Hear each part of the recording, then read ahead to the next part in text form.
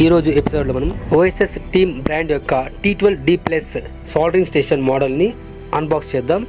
So ఈ అన్బాక్స్లో బాక్స్లో మనకి ఎటువంటి పరికరాలు అందించారు మరియు దాన్ని ఎలా వాడాలో స్టెప్ బై స్టెప్ నేను ఎక్స్ప్లెయిన్ చేస్తాను.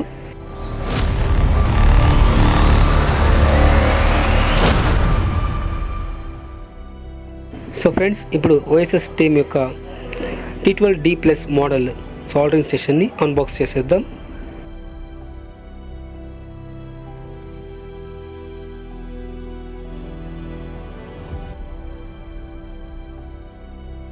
సో ఇదేనండి T12D+ సాల్డరింగ్ స్టేషన్ ఇది.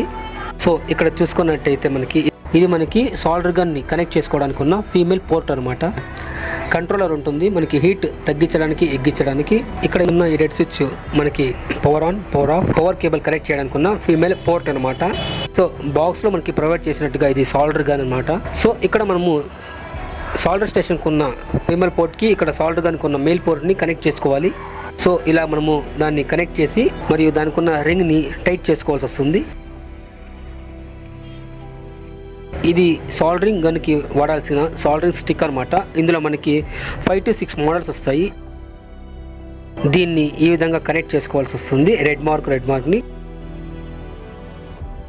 ఈ విధంగా మొత్తంగా మనము ఇన్సర్ట్ చేయకపోతే స్టిక్ని అది హీట్ అవ్వడం జరగదు. దిస్ ఇస్ ద వే అండి. సో ఇలా మనము ఇన్సర్ట్ చేసుకోవచ్చు పవర్ కేబుల్ని.